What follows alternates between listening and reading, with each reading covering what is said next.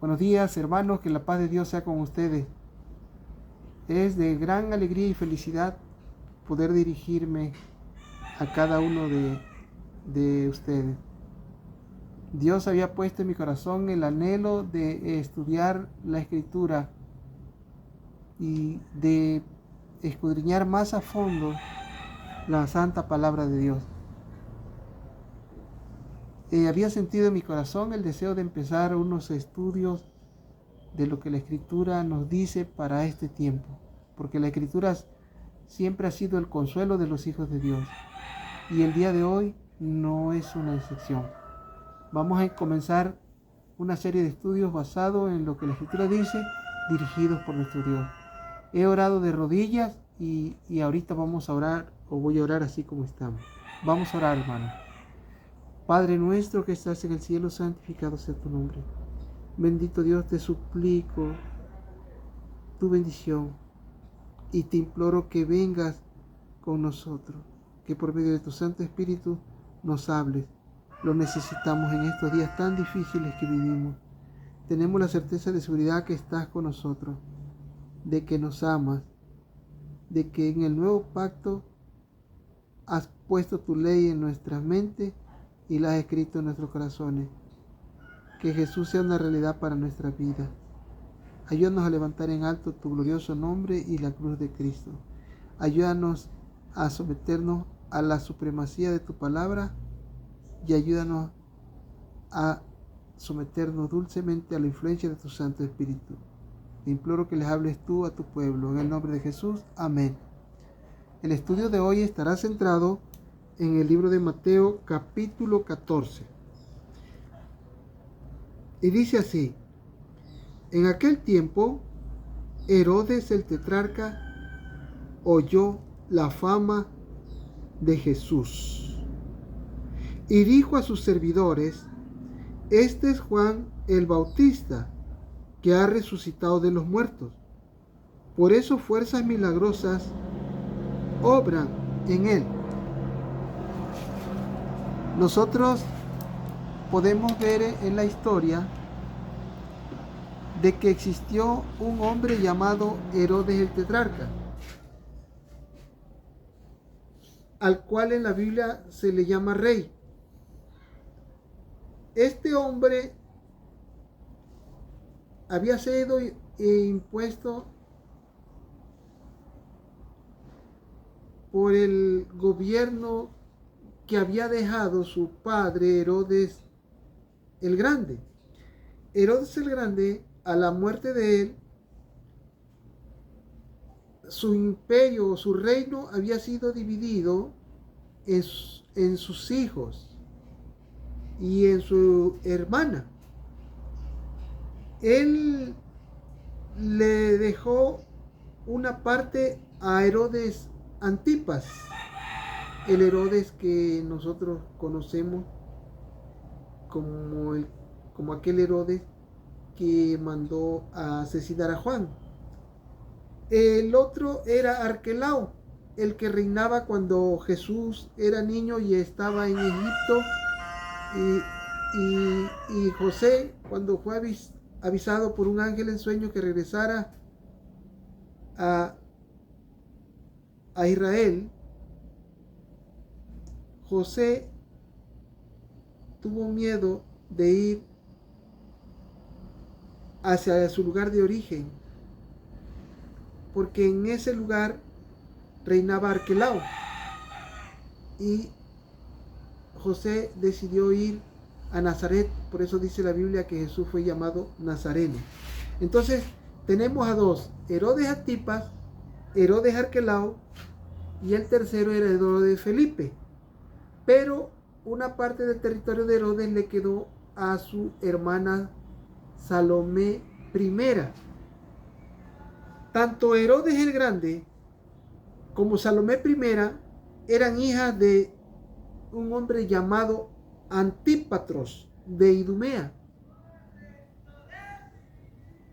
Entonces, a Herodes Antipas se le llamaba el tetrarca porque tetrarquía significa porque gobernó una cuarta parte de los territorios que le pertenecían a su padre. Una parte le quedó a Herodes Antipas, otra parte le quedó a Herodes Arquelao y otra parte le quedó a Herodes Felipe. Pero la cuarta parte le quedó a Salomé I. Salomé I era hermana de Herodes. Y existió más adelante una Salomé, hija de Herodías. Pero esa es la Salomé que bailó en la fiesta de Herodes. Y Salomé I fue una hermana de Herodes. Entonces, por eso se le llamaba Herodes el tetrarca, porque gobernaba una cuarta parte del reino que le perteneció a su padre.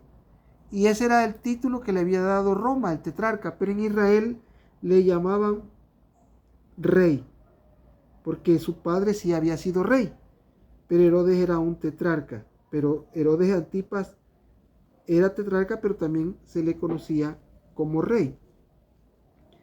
Entonces, en aquel tiempo Herodes el tetrarca oyó la fama de Jesús y dijo a sus servidores: este Juan el Bautista que ha resucitado de los muertos, por eso fuerzas milagrosas obran en él. Para este tiempo que Mateo nos está hablando, en Mateo 14, la fama de Jesús había crecido, como lo dice la misma Biblia, que su fama iba creciendo. Y más antes dice que el niño crecía en sabiduría, en conocimiento y en gracia para con Dios y para con los hombres. Eso era cuando era niño. Pero ya cuando Jesús comenzó su ministerio, las cosas que él hacía no eran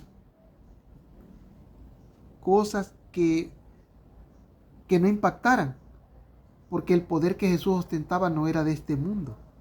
El Hijo de Dios vino e hizo obras que no habían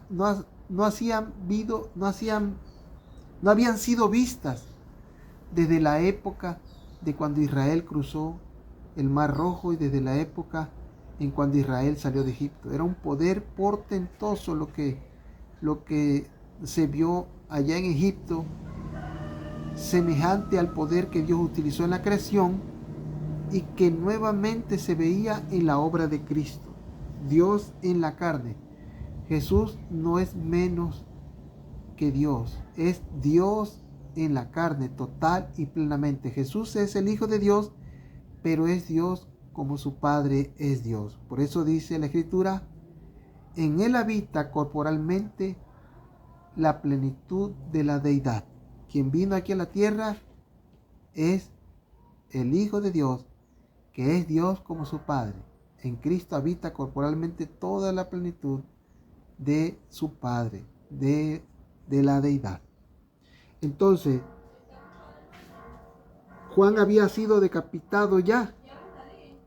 Y Herodes decía: este es Juan el Bautista que ha resucitado de los muertos.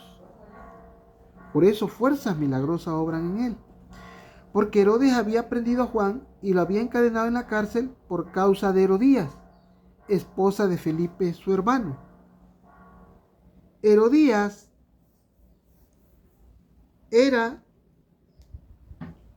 una mujer que había estado casada con Herodes Filipo o Herodes Felipe. Este Herodes Felipe era hermano de Herodes Antipas. Y entonces Salomé se había divorciado de Herodes Felipe y se había casado con Herodes Antipas. Este matrimonio no era bien visto por los israelitas, por los judíos, porque había habido un acuerdo en el cual el rey que gobernara Israel tenía que respetar las leyes judías. Y una de las leyes judías era de que el gobernante no viviese en adulterio. Todos los reyes que había tenido Israel habían sido de la misma nación. Pero cuando llegó Herodes el Grande, se cumplió la profecía que decía: no será quitado el cetro de Judá hasta que venga el Shilot. Cuando Herodes el Grande llegó al poder, el Señor ya había nacido. Porque cuando Herodes el Grande le preguntó a los eruditos de Israel en dónde nacería el Mesías, y ellos le dijeron que la Escritura dice: pero tú, Belén Efrata, ¿no eres acaso la más pequeña entre los millares de Israel? De ti saldrá el que será Señor en Israel, y sus salidas son desde los días de la eternidad. Y a los sabios de Oriente, que en algunas versiones de la Biblia dice magos en la Biblia aquí le está hablando de hombres sabios, no que practicaban la magia como la magia que se conoce ahorita, porque la palabra magia es sinónimo de mentira, sino porque eran hombres sabios que estudiaban las estrellas y las ciencias de su tiempo. Herodes le preguntó a ellos: ¿hace cuánto tiempo que habían visto la estrella? Le decían: desde hacía 2 años. Cuando Jesús nació, apareció la estrella. Cuando estos sabios llegaron a Jerusalén, ya el Hijo de Dios había nacido hacía ya 2 años. Entonces la profecía decía: no será quitado el cetro de Judá hasta que venga el Shilot, y el renuevo, él ya había nacido. Entonces Herodes había prendido a Juan y lo había encadenado en la cárcel por causa de Herodías, esposa de Felipe su hermano, porque Juan le decía: no te es lícito tenerla. Herodes quería matar a Juan, pero temía al pueblo porque lo consideraba profeta. Muchos dicen: Juan no habría muerto tan pronto si no se hubiese metido con Herodes y contra Herodías. Pero si eso hubiera sucedido, que Juan hubiese denunciado el pecado, entonces Juan habría fallado en su misión, porque Juan venía como un reformador y Juan tenía que traer un mensaje de reprensión, a semejanza como Elías el tisbita. Pues Jesús mismo dijo de Juan que él era el Elías de ese tiempo. Cuando los discípulos y seguidores de él le preguntaron acerca de por qué los fariseos dicen que es necesario, que antes de que venga el Mesías es necesario que primero venga Elías. Y Jesús le dijo: Elías a la verdad ya vino, e hicieron con él todo lo que quisieron. Primero les dijo: Elías vendrá, colocando a un Elías posterior a Elías del tiempo de Jesús en la carne. Los fariseos habían hablado lo que la Escritura prometía. ¿Por qué? Porque si nosotros vemos que en el libro inmediato a Mateo, que habla acerca de la promesa de que vendría Elías, Malaquías 4:5, mirad, yo os envío al profeta Elías antes que venga el grande y terrible día del Señor. Él convertirá el corazón de los padres a los hijos y el corazón de los hijos a los padres, no sea que yo venga y hiera el país con maldición. Ya aquí en la escritura había dejado la promesa de que vendría un Elías. Y este Elías en su tiempo llegaría.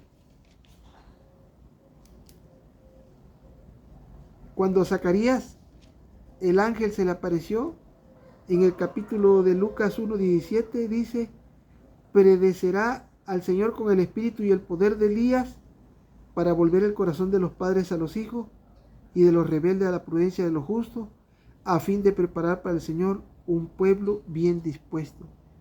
Y Juan Bautista fue el Elías de su tiempo. Y entonces Juan tenía que denunciar el pecado, llamarle al pecado por su nombre.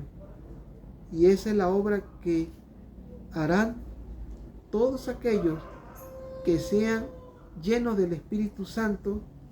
Dejarán que la Escritura corte, no apesarán a la iglesia en sus balanzas humanas, sino que la iglesia ha de ser pesada en las balanzas del santuario, y no el santuario de aquí de la tierra, sino el santuario celestial. Todos los caracteres, todas las almas han de ser pesadas en la balanza del santuario. Es la palabra de Dios la que ha de juzgar, pero Juan el Bautista venía en el espíritu y el poder de Elías, que es el Espíritu de Dios, el Espíritu Santo. La tercera persona de la deidad llenaba a Juan, así como llenó a Elías, y traía un mensaje de reprensión, porque este hombre tenía que preparar un pueblo para la llegada del Mesías, Jesucristo. Entonces, Herodes quería matar a Juan, pero temía al pueblo porque lo consideraban profeta. Herodías instigaba a Herodes porque se sentía ofendida, pero habían prometido los que tomaran el reinado o gobernara a Israel, a Jerusalén, de que respetarían las leyes judías. Entonces dice: cuando se celebró el cumpleaños de Herodes, la hija de Herodías danzó ante todos y agradó a Herodes. Y él le prometió con juramento darle todo lo que pidiese. Y ella, instigada por su madre, le dijo: dame aquí en un plato la cabeza de Juan el Bautista. Entonces el rey se entristeció, pero a causa del juramento y de los que estaban con él a la mesa, mandó que se la diese y envió a decapitar a Juan en la cárcel. Trajeron su cabeza en un plato, se la dieron a la muchacha y ella la presentó a su madre. Entonces llegaron sus discípulos, tomaron el cuerpo y lo enterraron, y después avisaron a Jesús. En el deseo de toda la gente, ahí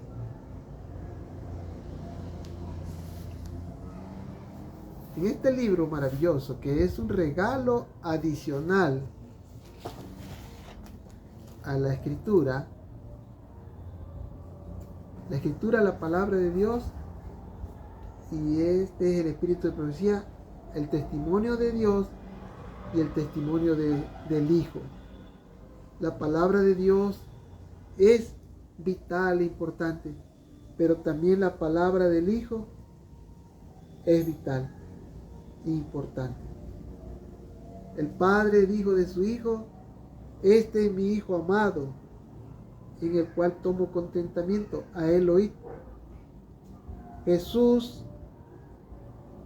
habló en nombre de su Padre. Yo no hablo mis palabras, hablo las palabras de mi Padre. Siempre la Biblia va a estar por encima del espíritu de profecía. Toda creencia y toda verdad sale de la Escritura. Pero Dios, al igual que su santa palabra, había sido envuelto en penumbra, y Babilonia se había encargado de confundir a todo el mundo. Entonces fue necesario que viniera el Hijo para exaltar en alto el nombre glorioso de su Padre. Eso es lo que hace el espíritu de profecía. Entonces, en el deseado de toda la gente, aquí dice que al principio Salomé cuando Herodías le dijo que pidiera la cabeza de Juan el Bautista, porque Herodías lo que traía ganas era de que mataran a Juan el Bautista, pero no encontraba la forma. Y esta parecía ser que era su oportunidad, porque Herodes había estado bebiendo vino con todos los cortesanos de él, con los príncipes de su reino, y entonces, bajo los efectos del alcohol y con el estómago lleno de comida, y por la fiesta y teniendo a sus grandes, muchas personas pierden el piso al tener dinero, poder, autoridad y el respeto de la nación. Muchas personas hacen alarde de su generosidad, de su poder, y Herodes no era la excepción. Entonces, en ese momento que Salomé bailó, de cierto, la gente dice que Salomé estaba en su primer florecimiento como mujer. Se dice en la historia que Salomé rondaba alrededor de los 17 años. Estaba en un momento donde su belleza estaba en su mayor punto. Entonces, florecía la belleza de Salomé. Entonces, Salomé bailó un baile sensual, un baile excitante, y los sentidos de Herodes, presa del alcohol, se enardecieron, y delante de todos sus grandes le preguntó a Salomé, y más bien esa pregunta era una promesa: hasta la mitad de mi reino te lo daré si me lo pides. Y entonces era un momento en el cual muchos habrían querido que Herodes le dijera esas palabras, porque en Israel había gente muy ambiciosa y había mucha necesidad, pero Salomé tenía todavía un poquito de cierta inocencia juvenil, y ella no pensó, por lo que he leído en la escritura, ella no, en ese momento no pensó, sino que fue instigada, y aquí también lo explica el Señor a toda la gente, por Herodías. Aquí el Señor a toda la gente dice que Herodías le insistió hasta que logró dominarla, logró convencerla, y entonces fue que Salomé le dijo a Herodes. Vamos a leer las palabras exactas que aquí dice.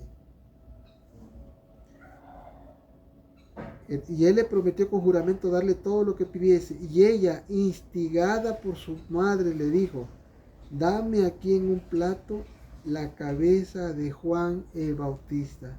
Entonces Herodes, al estar él ya instigado, preso de su propia palabra, de su propio juramento, no tuvo otra alternativa.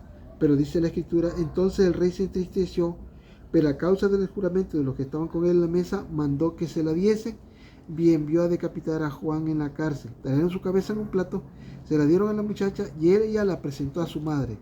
Entonces llegaron sus discípulos, tomaron el cuerpo y lo enterraron. Después avisaron a Jesús. Esta es palabra de Dios.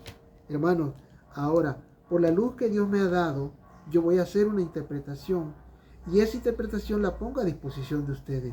De ustedes queda a considerar si eso es así. Bueno, esto que sucedió ahí también es una profecía. Herodes el Grande, para nuestro tiempo, para ahorita, representa el poder civil, representa a los Estados Unidos de Norteamérica.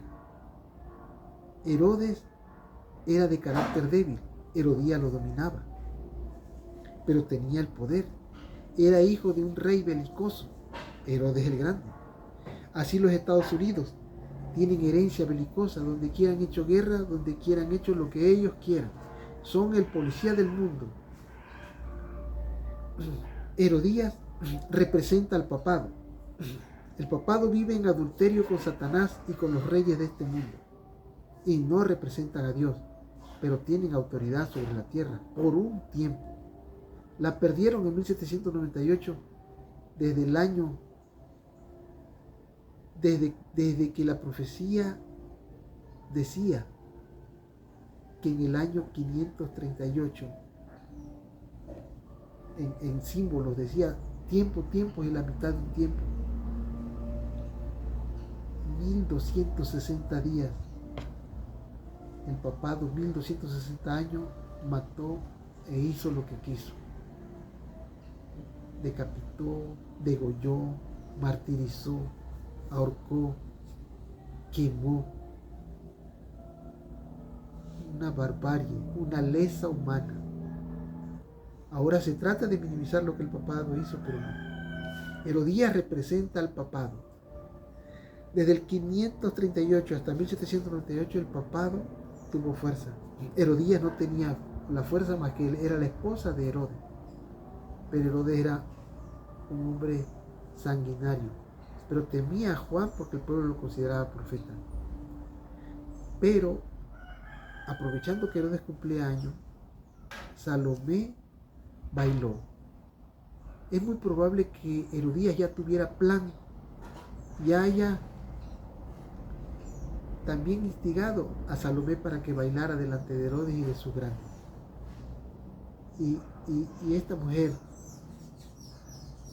solo esperaba el momento, y su momento llegó cuando Salomé cautivó a Herodes de tal forma que Herodes dijo: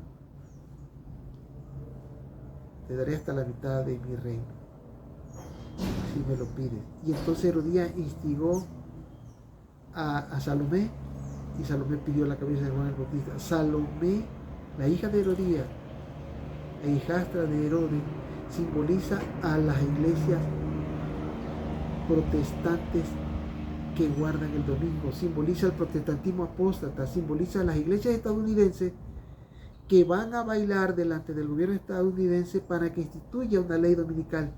El Señor me ha revelado que la ley dominical es la decapitación del adventismo en los Estados Unidos y en el mundo. Pronto, Salomé va a pedir la cabeza de Juan el Bautista. Ya Salomé está bailando nuevamente delante de Herodes. Ya el presidente estadounidense está dando los pasos que irremediablemente llevarán a la institución de la ley dominical. Toda la tierra se ha convertido en una Babilonia. Es necesario que se levante una voz clara. La iglesia adventista es a quien la profecía representa como Elías obrando, hablando en favor de Dios y de su verdad, en favor del verdadero Hijo de Dios, porque muchos predican a un Dios que no es el de la Biblia, predican a un Jesús que no es el de la Biblia, movidos por un espíritu que no es el de la Biblia. Salomé ya está bailando. Ya un movimiento llamado, yo no lo sé pronunciar muy bien, pero Heritage Foundation, algo así se llama.